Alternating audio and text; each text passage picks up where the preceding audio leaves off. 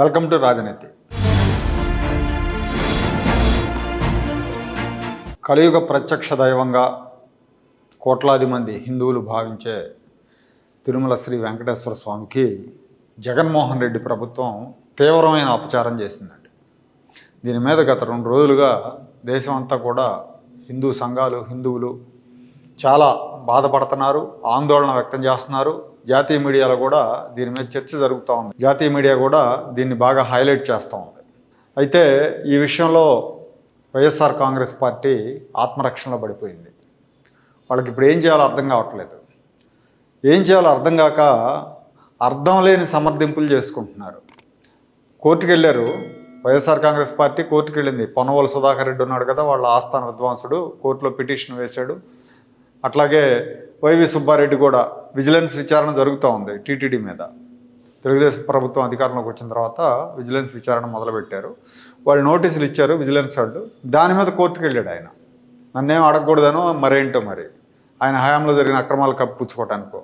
గతంలో కూడా మనం చూసాం, వైఎస్ వివేకానంద రెడ్డి హత్య జరిగినప్పుడు తెలుగుదేశం పార్టీ వాళ్ళు అప్పుడు ఎన్నికల సమయం రాజకీయంగా విమర్శలు చేసుకుంటున్నారు. వాళ్ళేమో నారాసుర రక్త చరిత్ర అని చంద్రబాబు నాయుడు చేయించాడు అని అంటే, వీళ్ళేమో కాదు ఆ ఇంట్లో జరిగింది కాబట్టి మర్డర్ వాళ్ళకే సంబంధం ఉందని చెప్పి ఆ రోజున మాట్లాడుతూ ఉంటే, జగన్మోహన్ రెడ్డి కోర్టుకు వెళ్ళి గ్యాగ్ ఆర్డర్ తెచ్చుకున్నాడు. అంటే ఆ హత్య గురించి ఎవరు ఏం మాట్లాడకూడదని ఈ కోర్టులు కూడా అట్లాగే గ్యాగ్ ఆర్డర్ ఇచ్చేసినాయి. అంటే హత్య జరిగింది, హత్య కారకులు ఎవరు అనే దాని గురించి ఎవరు మాట్లాడకూడదంట.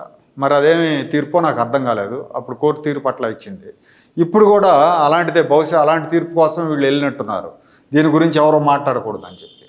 పైగా ఇంకా వీళ్ళు బూటకం ఎట్లా ఉంటుందంటే, వాళ్ళందరూ కూడా ఇప్పుడు మధ్యాహ్నం జగన్మోహన్ రెడ్డి ప్రెస్ మీట్ పెడతాడు కదా, ఆయన కూడా ఇదే మాట్లాడతాడు. ఏంటంటే ఇది ఆవు నెయ్యి టీడీపీకి గొయ్యి అంట, తాను తీసుకున్న గోతిలో తానే పడ్డ సీఎం చంద్రబాబు, ఇది ఉన్మాద వ్యాఖ్యలంట ఇవన్నీ కూడా. తర్వాత వీళ్ళు ఏమంటారంటే, పరీక్ష కోసం ఆవు నెయ్యి శాంపిల్ని జూలై 12న ఎన్డీడీబీకి పంపారు, 17న చేరిందని జూలై 23 నివేదిక ఇచ్చామన్న ఎన్డీడీబీ. అప్పుడు అధికారంలో ఉన్నది చంద్రబాబు నేతృత్వంలో కూటమి ప్రభుత్వం అంట. అంటే వీళ్ళు ఏం చెప్తారంటే, ఆవు నెయ్యి శాంపిల్ని పరీక్షకు పంపింది జూలై 12న, అప్పుడు అధికారంలో ఉన్న చంద్రబాబు నాయుడు గారు కాబట్టి ఆ ఆవు నెయ్యి కల్తీ అంతా చంద్రబాబుదే. ఒకవైపు ఏమో కల్తీ జరగలేదు అని వాదిస్తూ ఉంటారు, చాలా స్వచ్ఛమైన నెయ్యి మేము కొన్నామని చెప్తూ ఉంటారు. ఇంకోవైపు ఏం చెప్తారు, జూలై 12 చంద్రబాబు నాయుడు గారు అధికారంలో ఉన్నారు కాబట్టి అది ఆ పాపం అంతా చంద్రబాబు నాయుడు గారిదే అంటారు. ఇక్కడ వాళ్ళు ఏమంటారు, టీటీడీఓ మాట్లాడిన దానికి భిన్నంగా చంద్రబాబు రాజకీయ విమర్శలు చేస్తున్నాడు. తెలుగుదేశం పార్టీ ఆఫీసులో ఎన్డీడీబీ రిపోర్ట్ని రిలీజ్ చేయడం ఏంటి, మీ హయాంలోనే టెస్ట్కి పంపించావు, నువ్వు ముఖ్యమంత్రి అయిన తర్వాత రిపోర్ట్ వచ్చింది కాబట్టి నువ్వే బాధ్యుడివి, సమాధానం చెప్పాల్సింది నువ్వే, చెప్పకుండా అరుస్తావు ఎందుకు అని రాశారండి. వీడు సాక్షిలో రాశాడు, ఇది ఒక దొంగ సాక్షి. అయితే వైసీపీ నాయకుల వెర్షన్ కూడా అదే రకంగా ఉంది. ఇప్పుడు జూలై 12న పంపారు, మేం కాదు అప్పుడు ముఖ్యమంత్రి, మేము అధికారంలో లేమంటారు. కానీ వాస్తవం ఏంటంటే, కాస్త ఆలోచన కలిగినోడికి ఎవరికైనా అర్థం అవుతుంది వీళ్ళు ఎంత బుర్ర తక్కువ వాదం చేస్తారనేది. వీళ్ళు ఫైనలైజ్ చేసిన టెండర్లు, వీళ్ళు ఫైనలైజ్ చేసిన సంస్థలు సరఫరా చేస్తున్నాయి. చంద్రబాబు నాయుడు గారు జూన్ 11 తారీఖున ఆయన ప్రమాణ స్వీకారం చేశారు. ఆ తర్వాత 2 రోజులకి ఆయన తిరుపతి వెళ్ళారు, దర్శనం చేసుకున్నారు. ఆ సందర్భంగా ఆయనకు చాలామంది చెప్పారు, తిరుమలనంతా కూడా గబ్బు పట్టించారు. వైఎస్ఆర్ కాంగ్రెస్ పార్టీ ప్రభుత్వంలో దీన్ని ప్రక్షాళన చేస్తానని ఆయన ప్రకటించారు. టీటీడీ నుంచే ఈ రాష్ట్రాన్ని ప్రక్షాళన చేసే పని మొదలు పెడతానన్నారు. సో ఆ సందర్భంగా ఇవి అన్నీ కూడా వచ్చినాయి. అన్నప్రసాదాల నాణ్యత లేవని, లడ్డు నాణ్యత లేదని ఇవన్నీ వచ్చినాయి. అప్పుడు ఆయన ఆదేశాలు జారీ చేశారు. కొత్త ఈవోని జూన్ 15వ తారీఖు 16వ తారీఖు నియమించారు. ఆ తర్వాత శాంపిల్స్ తీసి పంపించారు.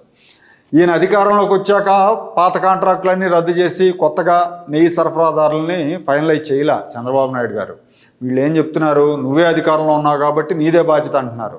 వాస్తవం ఏంటంటే, కొన్ని ఏళ్లుగా అంటే 15-16 సంవత్సరాలుగా కర్ణాటక మిల్క్ ఫెడరేషన్, కర్ణాటక ప్రభుత్వ ఆధీనంలో ఉండే కర్ణాటక మిల్క్ ఫెడరేషన్ వాళ్ళు నందిని బ్రాండ్, వాళ్ళ బ్రాండ్ పేరు నందిని నెయ్యిని సరఫరా చేస్తూ ఉన్నారు తిరుమలకి. జగన్మోహన్ రెడ్డి ముఖ్యమంత్రి అయిన తర్వాత నందిని నెయ్యి ఆపేశారండి. ఆపేసినప్పుడు వాళ్ళు అడిగారు, మా నెయ్యి ఎందుకు ఆపారు అని చెప్పి వాళ్ళు అడిగితే, మీకంటే తక్కువకు సప్లై చేసేవాళ్ళు మాకు దొరికారని వీళ్ళు చెప్పారు. ఈ ధర్మారెడ్డి, ఈ సుబ్బారెడ్డి, వీళ్ళంతా. సుబ్బారెడ్డి టీటీడీ చైర్మన్గా ఉన్నాడు, ధర్మారెడ్డి ఈఓగా ఉన్నాడు. వీళ్ళు ఊరు పేరు లేని సంస్థలు, ఏవో ఉత్తరాది సంస్థలు వాటితోటి మాట్లాడుకొని వాటితో కొల్లుడయ్యి ఈ నందినిని ఆపేసి వేరే సంస్థల నుంచి నెయ్యి కొనుగోలు మొదలుపెట్టారు. ఇప్పటికీ చంద్రబాబు నాయుడు గారు నిన్న మొన్నటిదాకా ఈ శాంపిల్స్ వచ్చే వరకు కూడా వీళ్ళే సరఫరా చేశారు. సుబ్బారెడ్డి, ధర్మారెడ్డి ఫైనలైజ్ చేసిన సంస్థలే నెయ్యి సరఫరా చేస్తున్నాయి. ఆ సంస్థలు సరఫరా చేసిన నేతినే ఇప్పుడు పరీక్షకు పంపారు.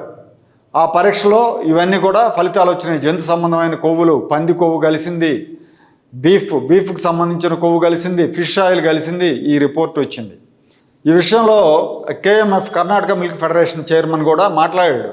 ఆయన ఏమన్నాడు, వాళ్ళు ఎందుకు ఆపారో తెలియదు, మేము చాలా జెన్యూన్గా మంచి నాణ్యమైన నెయ్యి సరఫరా చేస్తున్నాం కొన్నేళ్లుగా తిరుమలకి.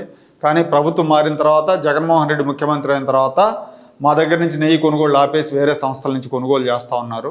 ఈ కొత్త ప్రభుత్వం వచ్చాక మళ్ళీ పునరుద్ధరించింది. చంద్రబాబు నాయుడు గారు ముఖ్యమంత్రి అయిన తర్వాత కొద్ది రోజులకి మాకు మళ్ళీ ఇచ్చారని చెప్పి ఆయన చెప్తా ఉన్నారు.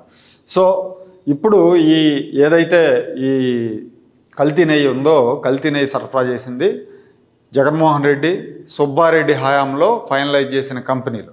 ఆ కంపెనీల నుంచి తీసిన శాంపిల్సే పరీక్షలకు పంపారు. ఆ పరీక్షలో వీళ్ళు దోషులుగా తేలారు.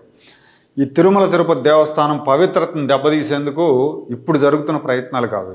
వైఎస్ రాజశేఖర రెడ్డి, జగన్మోహన్ రెడ్డి తండ్రి వైఎస్ రాజశేఖర రెడ్డి ముఖ్యమంత్రిగా ఉన్నప్పటి నుంచి కూడా ఇదే ప్రయత్నాలు జరుగుతున్నాయి.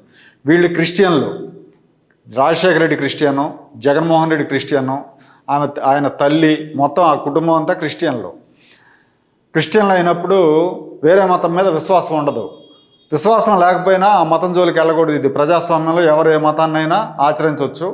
ఇది లౌకిక దేశం కాబట్టి ఎవరి మతాన్ని వాళ్ళు ఆచరించే హక్కు ఉంటుంది వాళ్ళకి. కానీ హిందూ మతానికి సంబంధించి అతిపెద్ద దేవాలయం, హిందువులకు అతిపెద్ద సెంటిమెంట్ అయిన వెంకటేశ్వర స్వామి పవిత్రతని దెబ్బతీసే విధంగా మాత్రం ప్రవర్తించకూడదు. రాజశేఖర రెడ్డి ముఖ్యమంత్రిగా ఉన్నప్పుడు తిరుమల 7 కొండలు కాదు 2 కొండలే అని చెప్పి ఒక జీవో ఇచ్చి ఒక కొండ మీద చర్చి కట్టాలని ప్రయత్నం చేశాడు. ఆ ప్రయత్నాలు చేస్తున్న దాని మీద పెద్ద ఎత్తున విమర్శలు వచ్చినాయి. విమర్శలు వచ్చాక మళ్ళీ ఆ ప్రతిపాదనలు ఉపసంహరించుకున్నాడు. ఆ తర్వాత కొంతకాలానికి ఆయన ఆ నల్లమల కొండల్లోనే హెలికాప్టర్ యాక్సిడెంట్లో చచ్చిపోయాడు. తర్వాత ఈ వైవి సుబ్బారెడ్డి టీటీడీ చైర్మన్ అయిన తర్వాత అంజనాద్రి, ఈ 7 కొండల్లో అంజనాద్రి కొండే హనుమంతుడి జన్మస్థానం, ఇక్కడ ఆంజనేయ స్వామి జన్మస్థానం, ఇక్కడ ఆంజనేయ స్వామి గుడి కట్టాలని ఈ టైప్లో ఒక వివాదాన్ని రగిలించాడు. యాక్చువల్గా కర్ణాటకలో హంపి దగ్గర ఆంజనేయ స్వామి జన్మస్థలం అని చెప్పి అందరూ భావిస్తూ ఉంటారు. వాళ్ళు కూడా అదే రకంగా కర్ణాటక ప్రభుత్వం కూడా ప్రమోట్ చేస్తుంది అక్కడ. సో దానికి పోటీగా ఒకదాన్ని ఈ తిరుమల కొండలను ఒక కొండని తీసుకురావాలని ప్రయత్నం చేశారు. ఆ తర్వాత ఇంకో విషయం ఏంటంటే, ఏనాడు కూడా ఈ రాజశేఖర రెడ్డి వైఫు లేదా జగన్మోహన్ రెడ్డి వైఫు తిరుమలకు ముఖ్యమంత్రి బ్రహ్మోత్సవాల సమయంలో కానీ లేకపోతే మిగతా సమయాల్లో వెళ్ళినప్పుడు స్వామివారికి పట్టు వస్త్రాలు సమర్పించినప్పుడు భార్య ఉన్నవాడైతే భార్యతో సహా వెళ్ళాలి, సతీ సమేతంగా వెళ్ళాలి. భార్య లేనప్పుడు అసలు వెళ్ళటానికి అవకాశం ఉండదు. కానీ జగన్మోహన్ రెడ్డి భార్య ఏనాడు వెళ్ళలేదు, రాజశేఖర రెడ్డి భార్య కూడా ఏనాడు వెళ్ళలేదు. వాళ్ళు సింగిల్గా వెళ్ళి పట్టు వస్త్రాలు అవి సమర్పిస్తూ ఉండేవాళ్ళు అనమాట. పైగా ఇంట్లో వెంకటేశ్వర స్వామి సెట్ వేయించారండి వీళ్ళు. భారతిరెడ్డి కోసం తాడేపల్లి ప్యాలెస్లో ఒక సెట్ వేసి ఆ సెట్లో పూజలు చేయటం, ఆ సెట్లో ఉగాది ఉత్సవాలు నిర్వహించడం లాంటివి కూడా చేశారు. అట్లాగే ఇప్పుడు ఇంకో కొత్త అనుమానం ఏమొస్తుందంటే, వీళ్ళ పోకడ చూసిన తర్వాత రాష్ట్రంలో ప్రముఖ దేవాలయాలన్నింటిలో కూడా ఇదే జరుగుతుందా అన్న ఒక అనుమానం వస్తుంది. కొత్త ప్రభుత్వం, చంద్రబాబు నాయుడు గారి ఎన్డీఏ కూటమి ప్రభుత్వం దీని మీద కూడా విచారించాల్సిన అవసరం ఉంది. వాళ్ళకి సరఫరా చేస్తున్న ఇంగ్రీడియంట్స్ అన్నీ కరెక్ట్గా వస్తున్నాయా లేదా అని.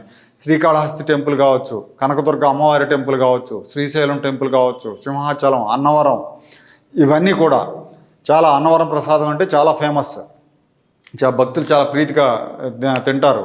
మరి వాటికి వచ్చే ఇంగ్రీడియంట్స్ కరెక్ట్గా వస్తున్నాయా లేవా, ఈ 5 ఏళ్లలో వీళ్ళు ఏమైనా మార్పులు చేర్పులు చేశారా, వీటి మీద కూడా విచారణ జరిపించాల్సిన అవసరం ఉంది.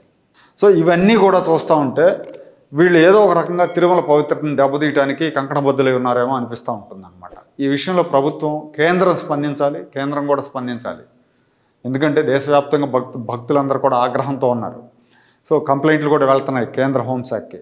వీళ్ళందరి మీద కేసులు పెట్టాలి. ధర్మారెడ్డి, సుబ్బారెడ్డి, కరుణాకర్ రెడ్డి, జగన్మోహన్ రెడ్డి వీళ్ళంతా కూడా దీనికి బాధ్యులు కాబట్టి వీళ్ళని కఠినంగా శిక్షించాల్సిన అవసరం ఉంది.